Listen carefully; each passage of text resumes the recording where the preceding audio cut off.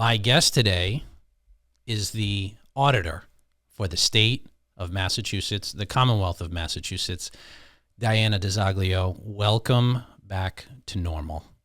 That's the name of the show. Oh, thank you so much.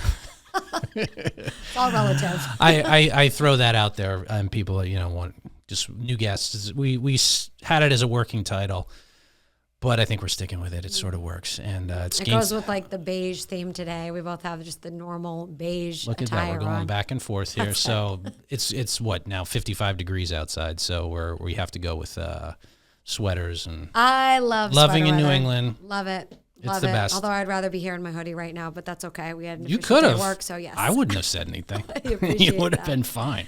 Yeah, fall is fantastic. Fall's my favorite season. It's great. The humidity is relaxed just a little bit. Yeah. The weather's still great, though. It's great to be outside. Foliage is beautiful. It's the best. The two worst is. things about living in Massachusetts are January and February. Yeah. And that's it. Preach. That's it. Everything else is pretty good here. The overwhelming darkness. Yeah. Yeah. Exactly. We in the Office of State Auditor, we like to spread the sunshine, as you know. So February isn't our favorite month. You got to work that in. Very good for you. Exactly. I like it.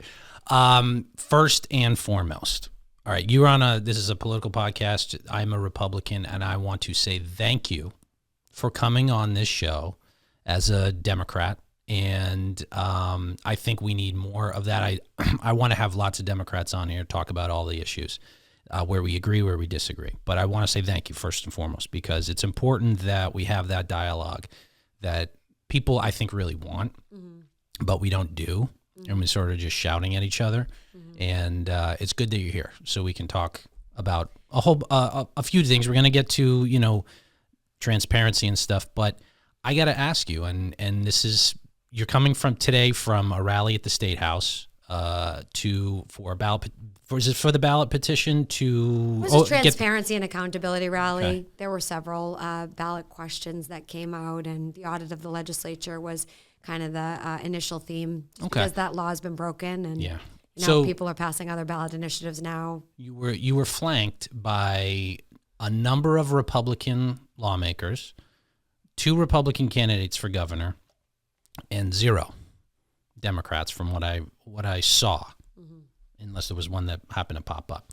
A few progressive activist groups that want transparency, but 0 Democrats. So you're a Democrat. I have to ask the question, why? It's actually not true that there were no Democrats there. There were no Democratic legislators there. Okay. And I very much love the Democratic activists in the party and just the regular, everyday registered Democrats and Republicans of Massachusetts, and the unenrolled and the Green Rainbow Party folks and the Libertarians. Look, yes, I'm a registered Democrat. That's, the party affiliation that I chose. It most aligns with my values across the board. I don't agree with everything. I had the most independent voting record when I was in the state legislature, often standing up for things that I thought that my district needed that were different than what the party leaders were standing up for or trying to pass. Was very known to buck the party establishment on numerous occasions. And I always would joke around, and they'd say, "Why are you like this?" And I'd joke and say, "Well, I grew up drinking out of the Merrimack River my whole life, so maybe we should invest in clean drinking water." But that was just a joke. But I will tell you, look, I will tell you this. What is happening right now up on Beacon Hill is that the Democratic leadership is not acting in a democratic fashion. The people of Massachusetts, regardless of whether they're Democrat or Republican, they very much want the good government reforms that we are working for. The Speaker, the Senate President, and a few of their henchmen and henchwomen have pretty much overtaken Beacon Hill. And Beacon Hill isn't about Democrat or Republican anymore. It's about those people with power, which is just a handful of people, and just everybody else. The Republicans... So are you talking like maybe a dozen people? Maybe the Speaker of the House, President of the Senate, Spilka, Mariano. 12 people is a lot of people, honestly. Up there, It's the Speaker, the Senate President, and then a few of their loyalists that are on the inside track there. And let me just finish this statement, Jeff, if you don't mind. I think it's important to say the Republicans have been able to stand up on this issue, okay? The Republicans are already pretty much dismissed by the Democratic leadership. They are, right? So from their perspective, they're kind of, sitting there saying, and I know because I have, some professional relationships with these people, right? And we talk about these things as we should. And they'll basically say, well, what else are they going to do to me? They've already been so retaliated against. They've already been bullied. They've already been given the shaft. They've already been given the lower ranking assignments. They already are never going to receive a chairmanship. So those are the types of things that help to empower the Republican legislators to be able to take those stances. And I am grateful that they've taken those stances. The Democrats are following right now their leadership instead of the values that we stand for, because we stand for transparency and accountability, not just as Democrats, not just as Republicans, but as residents of the Commonwealth. I agree with you in some respects that we, as a whole, the people of the Commonwealth want transparency. I want it fully. I think there should be the idea that there's not 100% transparency is absurd. There are no national secrets on Beacon Hill. There's not the CIA. This is not international spies. We're not releasing anything. The Massachusetts government collects money and spends it on various programs. So what's the big deal? And the big deal is it probably goes to places that if it was known, people would get rather upset. Would you or not disagree? When I first started this, Jeff, I kind of thought that it was the arrogance of the Speaker and Senate President that was the reason why this audit wasn't able to get conducted. And I also thought that it was a lot in part due to their utter disdain for me personally. Both the Speaker and Senate President have repeatedly through the years chastised me for not towing the line of the leadership team, right? And I think that it was originally their pride and arrogance that was the reason that they were at first bucking the audit. But now I absolutely think that there is something that could be really wrong with those financial documents and state contracts. 100%. Because you're going to tell me, not you obviously, but them, that you're going to deny 72% of the voters of this Commonwealth an audit for what? Not for your arrogance, not for your ego, not for your pride. It's not worth the political damage that does and the damage that it does to democracy. So they're willing to do this, and it is the question for what? And that's what we all want to know. And that's why this has gained so much support and traction, is because everybody's wondering, what are they hiding? I can tell you right now, we know this just from living here, that they're hiding quite a bit, right? There's probably so many nefarious and unsavory financial dealings as well as other dealings that are taking place. Just corruption, just basic corruption. We see it. We've seen countless people in the past 12 months, 18 months be arrested or indicted for corruption in one form or another.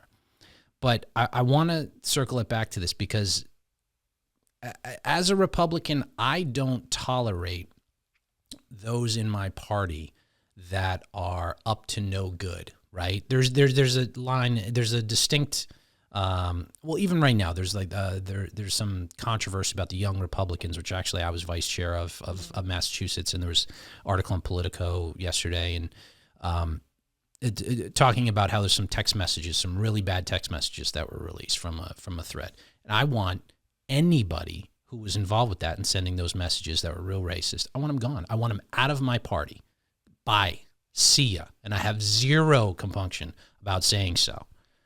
But I counter that with like the Jay Jones thing in Virginia, the guy running for attorney general. I don't know if you're following the national news, but he said some wild stuff on text messages and private messages. And there's zero Democrats that are pushing back on it. And I see that distinction. I'm not calling you out personally, but I have a tough time with it because I'm wondering, and I mean this, I'm wondering like what keeps you registered, because I see the shit you're getting for doing what you're doing, and you're doing the right thing. And at some point, it's like, what's keeping you tethered to that? Because in Massachusetts, I can see that my party is on the right side of most, if not all, of the issues. That's why I would want it, and I want to debate that stuff. But what keeps you there? Because is it perhaps you like the programs that the state government runs, I think honestly, the welfare. I mean, because by this point, if now, I might speak, thank you so much. I'm hearing a little bit of an obsession about the registration aspect of the Democratic Party. It's fascinating to me. That's all. I understand that. It's not really as fascinating to me. I'm just going to be real with you. Look, I have a job to do. I am a registered Democrat. I'm doing the job of state auditor, and that requires doing the job. Do I agree with some of the things my party does and disagree with others? Yes. Do I agree with some of the things the Republicans do and disagree with others? Yes. We all are trying to do our part. There is a two-party system, but I really think that people get too hyper-focused on the two-party system and too focused on the Democrat versus Republican, Republican versus Democrat, and I think that's really detrimental to the work that we need to get done, actually getting done up at the State House. I can tell you right now, some of the colleagues that I have been able to get the most work done with are my Republican colleagues, right? And one could say, why aren't you demanding that the Republicans become a Democrat?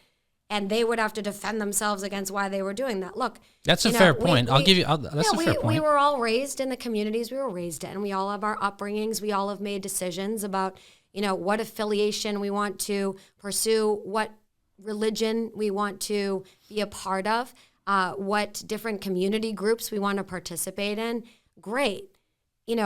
I'm here to talk about my job, though, and my job is to make sure that there is accountability and transparency in state government through the work of the auditor's office. And that requires that I work together with everybody, regardless of party affiliation, and, agree to disagree in some circumstances, but where we can come together, ask that people can come together. I think that there's too much of a partisan divide right now that actually separates us to the point where we're not able to be effective and get stuff done.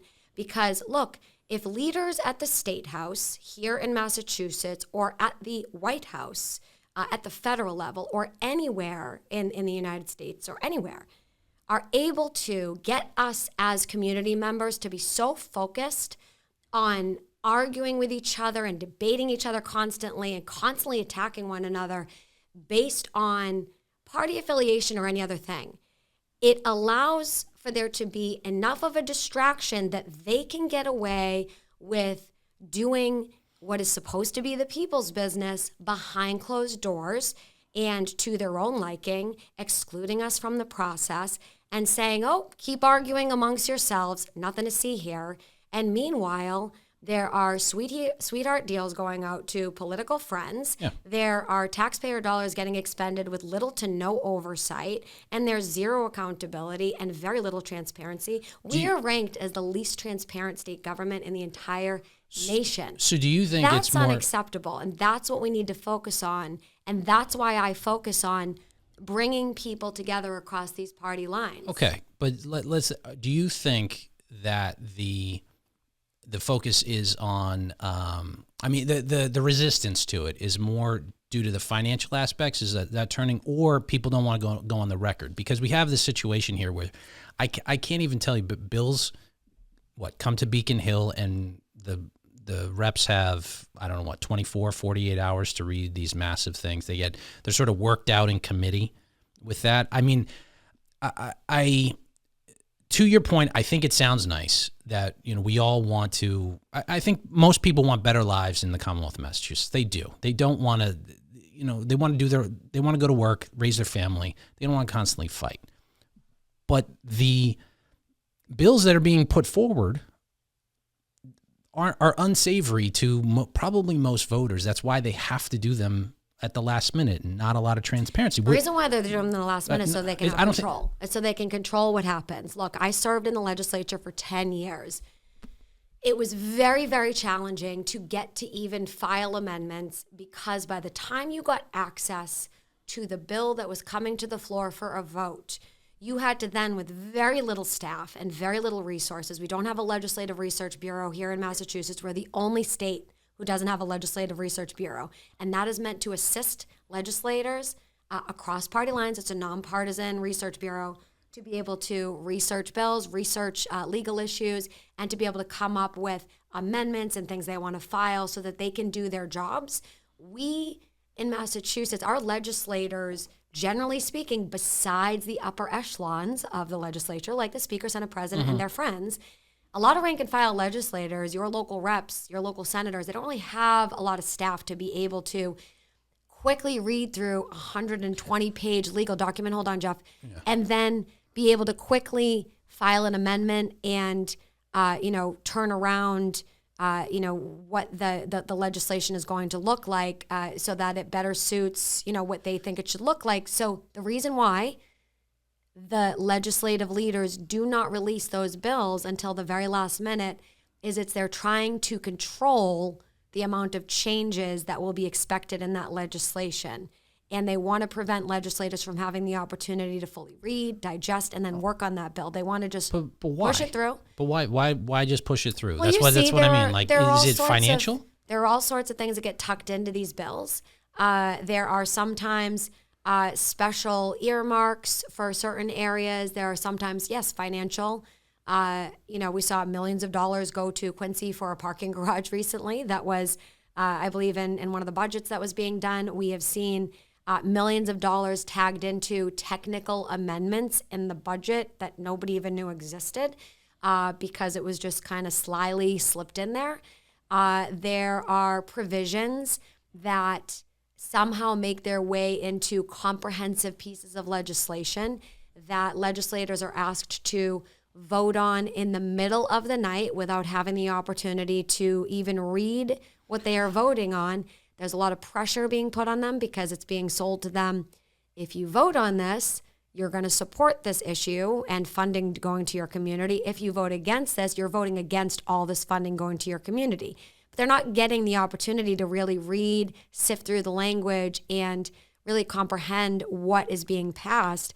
It's so rapid fire, and that's done on purpose to manipulate the legislature, the people that they represent, and the process. I suspect it's partially financial. I think earmarks and stuff for different communities. Obviously, that comes into play. But hang on, some of it's law. But hang on, I think. But you wouldn't think that it's politics, meaning in the sense that if people knew, if the citizens knew what they were actually voting on, and then they voted in favor of it, so whatever the pieces of the legislation are, that they would then get pushback from the citizens. Go, no, I don't like that. I don't like the way you're voting. I don't, it's passed in the dead of night. I don't like all this stuff. It's more of accountability. I think it's not that much money, but it's more to retain power. So I don't. It's all about power. You just hit the nail on the head. But time out here. I want to. You have 160 House members? Do I have that right? 40 senators, something like that. Okay. If two people in both chambers, or I'm sorry, one person in both chambers are just pulling the puppet strings, so to speak, but there have to be a large number of reps and senators that are going along with it in order to protect themselves because they don't want the backlash from people. So isn't everybody essentially responsible at some level for their own actions, for their own voting record, for being lack of transparent? I mean, are people, when behind the scenes, they have to come to you and either they're lying to your face going, yeah, I really want more transparency, or it's a good thing. And I can think of actually a couple true believers like that I probably disagree with on 99% of issues, like Mike Connolly. I know he wants transparency in the government, but Mike Connolly is opposing our audit and says he believes it's unconstitutional. And Representative Connolly, I believe, just got a vice chairmanship. I'm not completely sure on that, but he wants transparency. Because I have a point on that too. He's not supporting our audit. Well, but if we want to, all right, I want to make sure we get to it, because I want transparency. I want an audit. I want all those things. I don't know, and I'm phrasing it that way very specifically, I don't know that the ballot measure that was passed last year, because of you having the authority to do it, if it's constitutional, because of separation of powers. And I'm sure you've heard that argument before. I think I would be in favor of a constitutional amendment that would give you the power to do that. And I think there might be some wording in the fact that it was a initiative ballot petition that got passed. There might be a doorway there, but I don't know that you have it based on that. I'm sure you've heard that argument before. So what's the response there? No, meaning if there was a ballot petition on this that said the governor has the right to remove certain members of the legislature. We get Republican governors here. There's less, if they want to do that, I would say yes. I'd sign up on Jeff, that. So I'm just so interesting to me. What's interesting to me is that the bogus argument that this is somehow unconstitutional continues to be perpetuated by legislative leaders, their henchmen, and others, while they simultaneously refuse to go to the SJC, which is their right. I don't have the right to go directly in my position. I have to go to the AG's office. Speaker and Senate President have the right to go directly to the SJC for an opinion and get an opinion on whether or not this is constitutional. Well, all right, so I wanted to ask you about that. How that happens. They've refused to do so. They've refused to do so. Why have they refused to do so? Because even they know how ridiculous their argument is. It is not unconstitutional for me or you or anybody listening to get access to the financial receipts and state contracting information that exists in the administrative functions of any institution of state government that is funded with taxpayer dollars. What the legislative leaders are saying is that everybody else has to show their financial receipts about how they spend taxpayer dollars, but they are somehow exempt and protected by the Constitution from telling us how they're spending our taxpayer dollars, and that it's unconstitutional for them, but everybody else has to put that information out there. Now, I understand that argument works for them, but you know who it doesn't work for?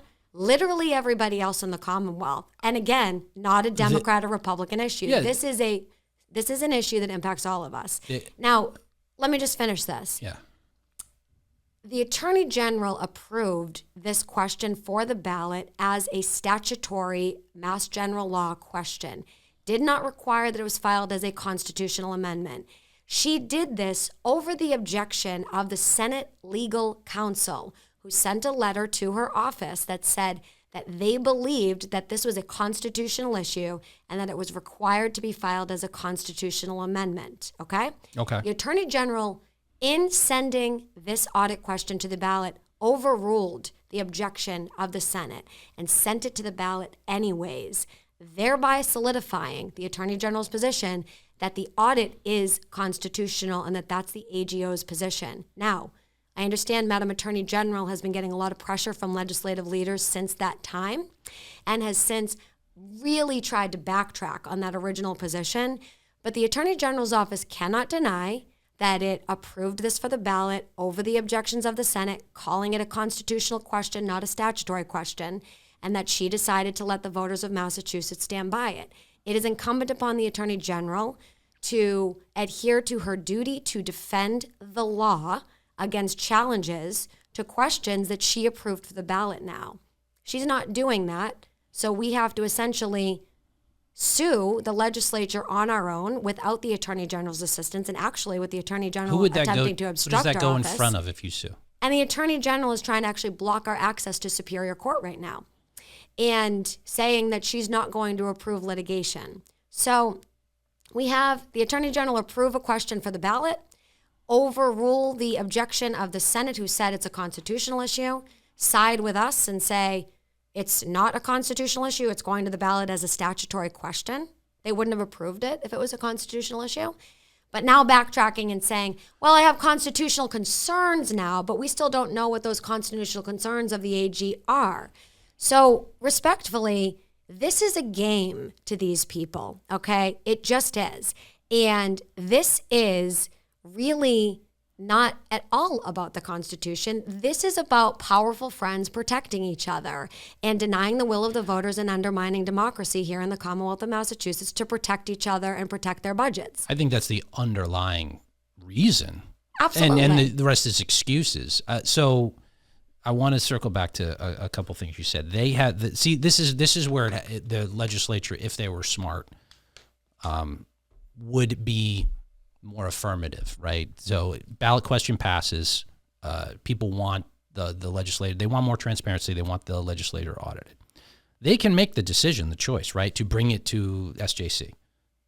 But they have to do it on their own, and if they didn't, they're going to stonewall. All they have to do is ask the SJC for an opinion, and that opinion would exist. But you know what the Speaker of the House said, Jeff? The Speaker of the House said that he already said what his opinion is, so why would he consult the SJC? He believes it's unconstitutional, so he's not going to give the receipts over or consult with the SJC, because why would he do that? He's the Speaker of the House. Is there a distinction once the law, once the ballot initiative passes and becomes law? So it's the law of the land. It passes, right? So just like marijuana legalization, just like I think it was gambling, right? That was on the ballot too a couple years ago.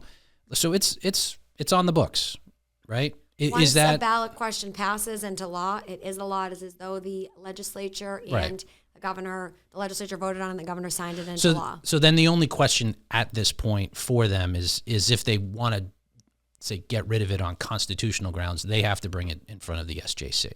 Otherwise, they have to do the audit. And Jeff, I've been begging to go to court with these folks, okay? And I'm not an attorney. You know, it's kind of scary to think about, to be honest with you, but it's the only option that we have. Do I trust the courts right now? Not so much, if I'm being honest, okay?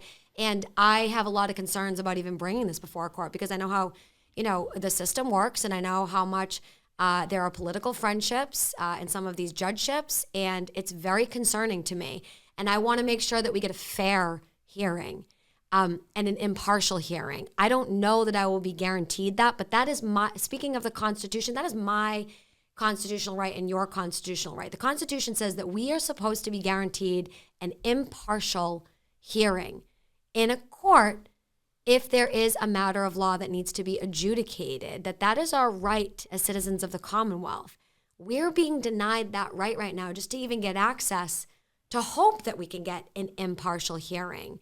But I will tell you this, you know, it's our only option. We have tried and pleaded and begged with people to just get this done. I have limited the scope of this audit because of all of the crazy allegations. We had the Speaker out there recently saying, you know, something to the effect of, he doesn't want his thoughts being audited. And I'm just thinking to myself, are these real statements that are happening right now? I mean, what would encompass me a break. What would encompass it? We've already laid it out dozens of times. We said we want to look at the financial documents, the state contracts, and we're taking a look at these non-disclosure agreements, settlement agreements, which, by the way, we're doing a statewide audit on right now. We've done almost all the executive branch agencies. We audited the governor's office on settlement agreements and non-disclosure agreements.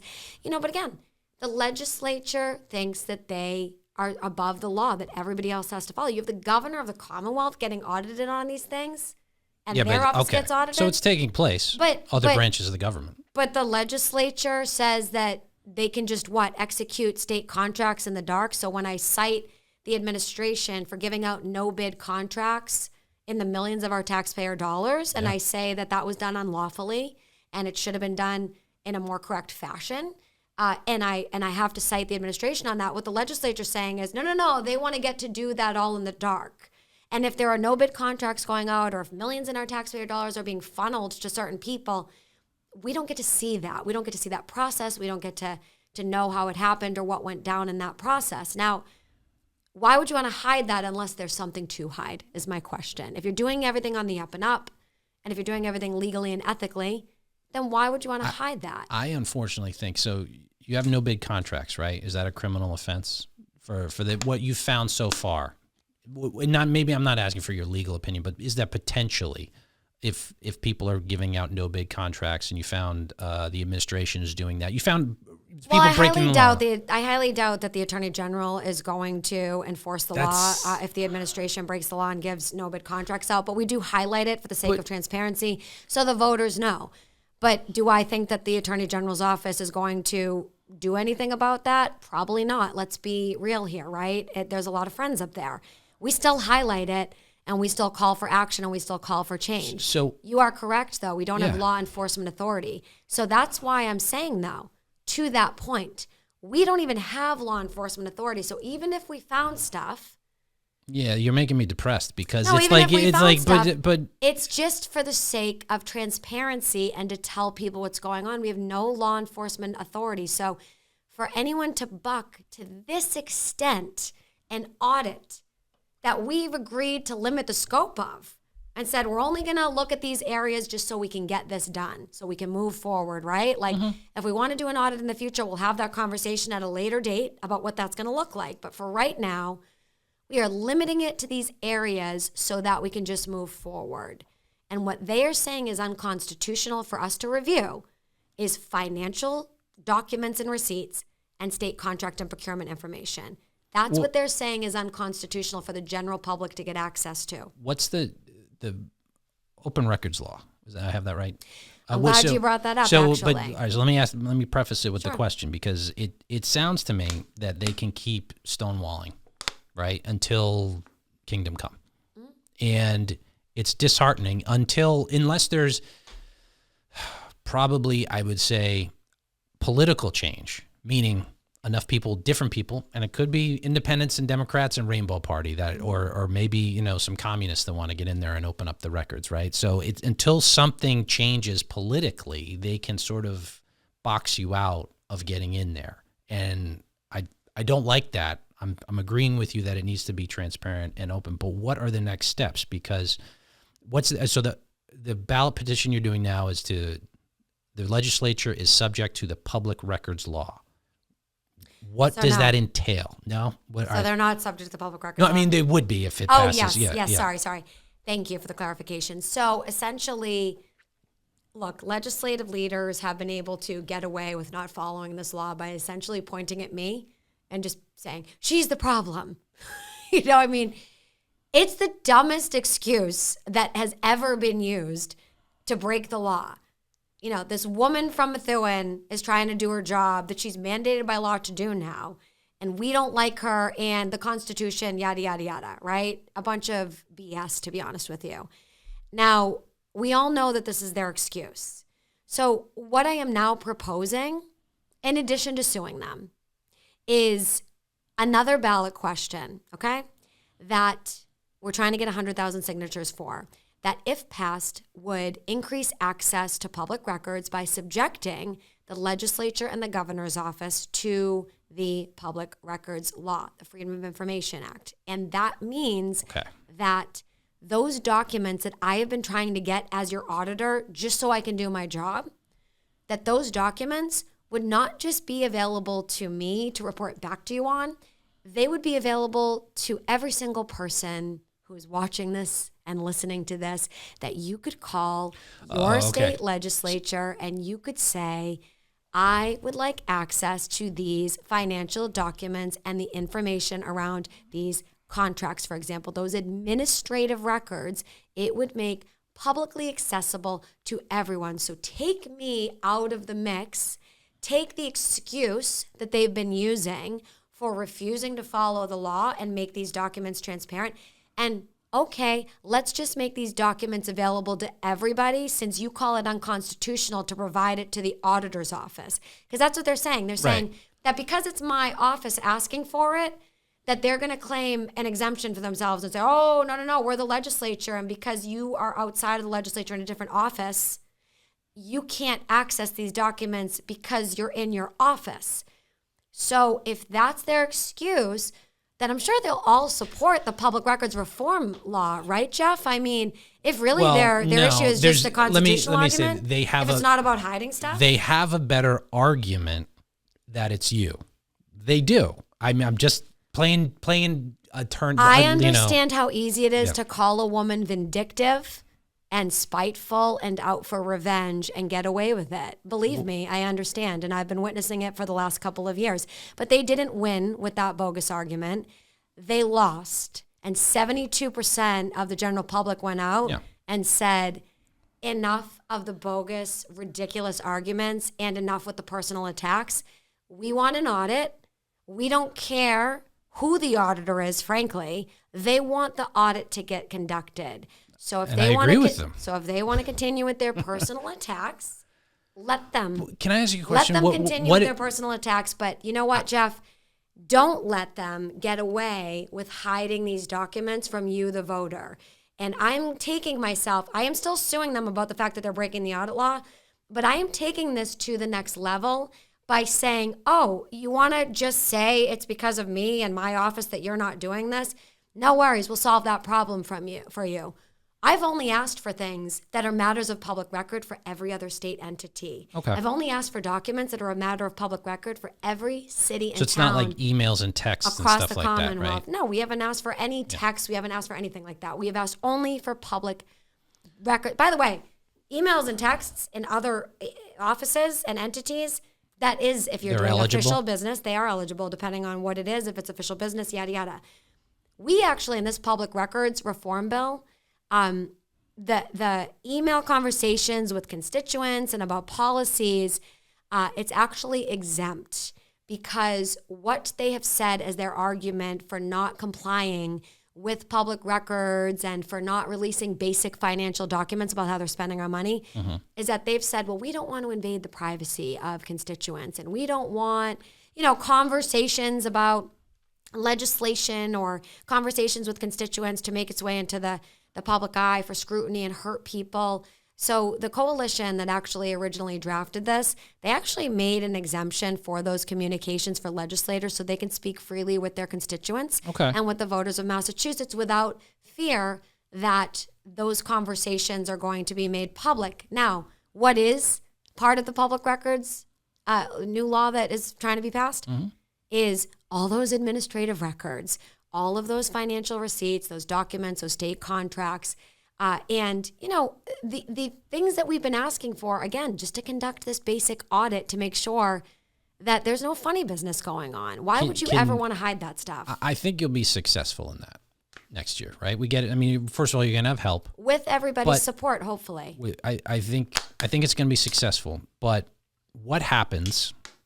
And I'm just asking the question here because it seems like until they get voted out of office, there's no real change that's going to take place. And I want to bring this full circle because I wasn't trying to be confrontational in the sense of, with the Democrat-Republican thing really. What I'm trying to get to is because I think if you're successful with this ballot initiative, which I hope you are, I hope you're successful with the audit. I want complete transparency in state government, 100%. And I mean 100% transparency.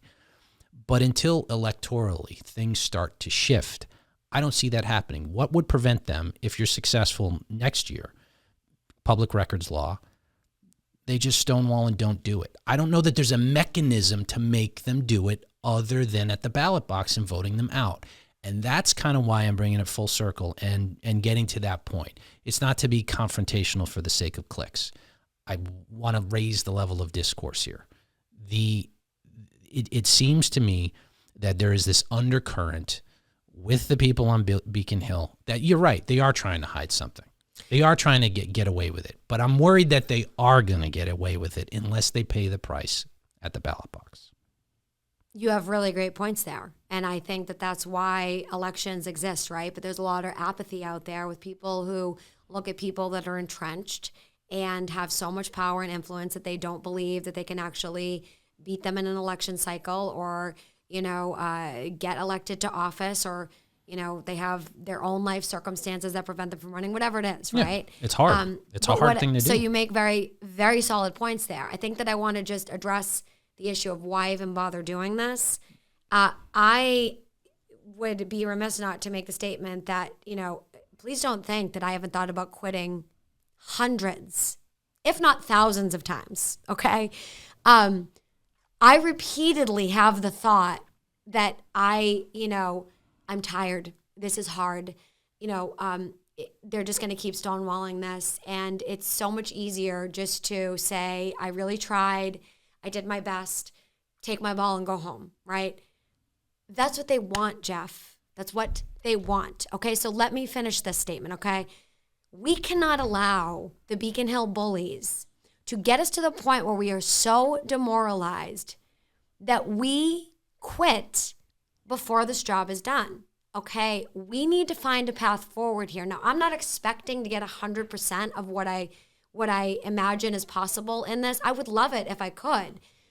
maybe it's all my years in the legislature where I learned that I would file a really comprehensive bill and I would get one line out of that bill included potentially in somebody else's bill, and I'd have to take the win and say, okay, I made some progress. I got one line that became law, and I'm really excited about that. And I would take the win, and I would get back to work the next day, right? Celebrate the small victory, get to work the next day. That is very much how I view this. I am really, really, really pushing for, everything that we've been fighting for constantly in the hope that at the end of the day, regardless of what a court decision is, regardless of whether or not they push back on the public records law, that if we keep hammering and keep beating down that door, okay, demanding change, and we don't stop and we don't relent, and we don't make them let us want to quit, and we don't turn and run away and give up, and we just stay consistent and keep doing this and push through the hard times, because it's hard right now, it is. That if we push through this, that at the end of the day, we will see some positive, meaningful progress, and that it will be worth it. But it is going to take a consistent, concerted effort, because this establishment right now is incredibly entrenched. There, are just years of relationships that folks have had with each other that, we can't really navigate, fully in order to be able to figure out how to get things passed overnight, right? So we have to go to the people of Massachusetts and we have to say, look, we're trying to do the right thing here. We're trying to get access to taxpayer-funded documents and receipts. We want more transparency. We're the least transparent state government in the nation. We can do better. Do I think that this is going to be the saving grace and that all the problems are going to go away once we pass this ballot initiative? No. They might push back again. But guess what? You're going to tell me the Attorney General is going to push back again on this, that she just approved this ballot question? She's going to call the public records law unconstitutional? Because that's going to present some problems for all the cities and towns. It's going to present some problems for a lot of the different agencies and entities that follow the law and put records out there. And it's also going to conflict with the fact that she just approved this for access to the ballot, right? So, I mean, she did?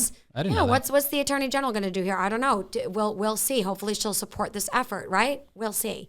But legislative leaders, I mean, how long are you going to make your members suffer, Mr. Speaker and Madam President, because of your decisions to withhold taxpayer-funded information from the voters? How long do the rank and file members up at the State House, the reps and the senators, have to be called out by their constituents on a daily basis for violating the audit law because the Speaker and Senate President just don't want to release the documents that they've been controlling? Right. How long are they going to make their members suffer? Are they going to make their members suffer for another 2 years, another 3 years? I think. When's it going to be enough, right? I think if you're going to be successful, and it's not going to happen overnight, this is going to be a long road, because we have to get to that point where little wins, like you had in the legislature, are going to be what makes the difference, because it's not going to happen overnight, because they're going to resist at every single step. So probably what will happen is, I think you're going to be successful in passing the ballot initiative. And Jeff, I think, but hang on. Yeah, you're going to be successful in passing the ballot initiative, and I'll help you. Thank you. But from there, then it's going to be pressure on the Attorney General to enforce the law. Okay. And I think when you enforce the law, it's going to be, and then things will start to trickle down, and it will start to make, we'll get more of what you've eventually looking for, but it's going to take a long time, because they're going to fight tooth and nail, because at the end of the day, they don't want to be held accountable for their votes. They are, there's a lot of corruption going on up there, and we hear about it. We see it in the news from time to time when there's real egregious steps, but all the fancy deals behind the scenes, that's all going to come to light. And what concerns me, and I applaud you for doing this, but what really concerns me is if all that stuff comes to light and people go, and they shrug, and they don't vote for somebody different, because that at the end of the day, that is all what it comes down to. And if they don't vote for anybody different, if they just tolerate it and they go, and I'm not saying don't do it. I'm please do it, please. But it concerns me because where we're at, what we're witnessing in Massachusetts is exactly what is going on at the federal level and across probably state governments all over the country, where it's just this opaque blob of money going in and slushing around and all that stuff. And it's disheartening. So I'm pleased to hear that you've thought about quitting 1,000 times, but you haven't quit, because there's really not a good option not to. Look, Jeff, I feel like, I've been called a crusader, I mean, I have to laugh at that because some people say it in a positive way and other people say it to give me a whack, right? But kind of like a crazy crusader, right? Like they're looking at me like, geez, what is she doing next? Why is she always out there talking about this stuff? And she's just on this mission nonstop.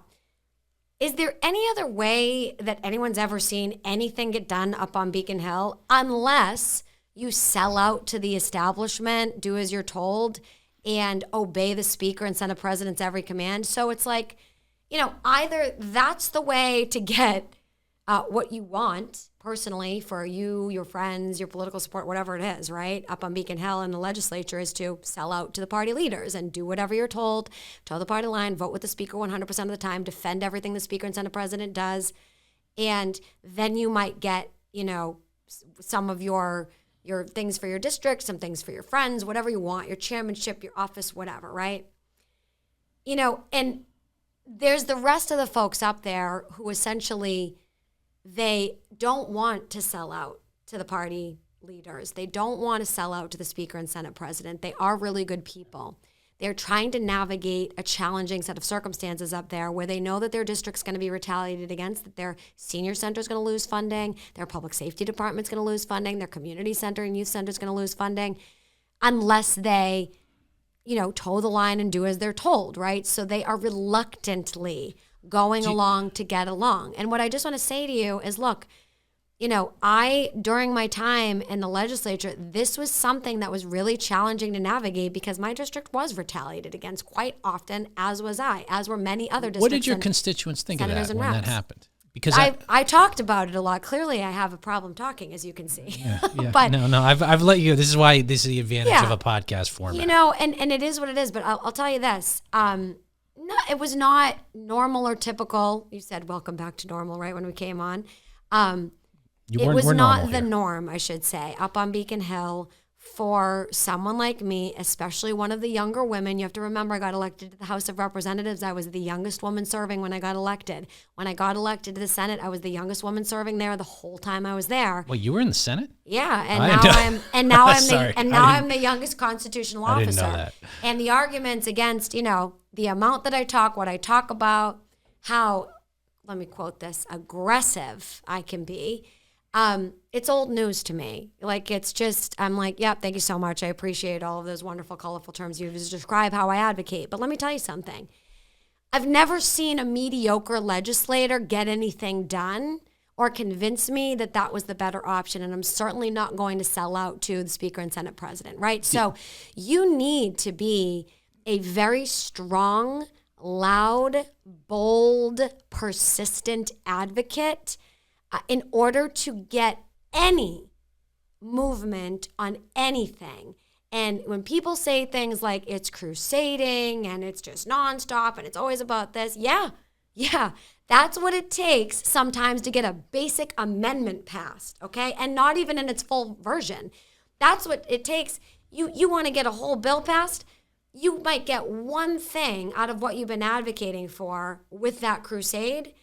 And that's what it takes, friends. That's what it takes. You have to be very, very bold and very forward on these things and not be a wallflower. Otherwise, nothing's going to happen. The Speaker and Senate President and their cronies will run all over you up there. And, we need to elect more people who are willing to stand up to the establishment and say, look, I have some work that I want to get done here on behalf of my constituents, on behalf of my community, and I am going to vote differently than you when I feel as though it's the right thing to do. And you need to deal with that. And I will not tolerate retaliation without calling it out. If you retaliate, I'm going to tell people you retaliated. If you bully, I'm going to tell them you bullied me. And that's that. I'm pulling up something that... What are we looking at? Okay. I think this is it. Calvin Coolidge. And maybe this is a good place to stop. Let's see if I can find this. So this is it. Nothing in the world can take the place of persistence. So let's see here. Hopefully there's no ads. Hopefully. Come on. Play. Yeah, I know. I haven't done that. Come on. Nothing in the world can take the place of persistence. Talent will not. Nothing is more common than unsuccessful men with talent. Genius will not. Unrewarded genius is almost a proverb. Education will not. The world is full of educated derelicts. Persistence and determination alone are omnipotent. The slogan, "Press on," has solved and will always solve the problems of the human race. Calvin Coolidge. Well, there you go. President Coolidge. I think he was, from Massachusetts and a Republican. So what better way? Was he from Methuen? No, I think it was from like Western Mass. But he said it, persistence. Yeah. Now, this has been good. Thank you so much for coming on. I think that's a great way to end, Jeff. And thank you so much for giving me the opportunity for collaborating and conversing with people, regardless of our party affiliation. I do appreciate that always. I think it's incredibly important. And want to keep the open dialogue going. With anybody who wants to contact me, especially if you want to get involved in helping with the ballot question, please email me at diana@dianadizoglio.com, and we can let you know ways that you can get involved with subjecting the State House to the public records law so that you can get access to how your tax dollars are spent. And if you'd like to contribute to this program, scan the QR code on the screen, go to the link on the screen, help us out. I want to have more guests on from the Democratic Party for sure, because we can talk about all the things that are affecting the Commonwealth. And that is what the purpose of this podcast is to have an intelligent conversation, raise the level of dialogue, get deeper into the issues, and really pick apart what's happening here in Massachusetts and make this state a better place to live. So, Diana DiZoglio, thank you so much for joining me on Back to Normal. And for all the folks at home, we'll see you next time. Bye-bye.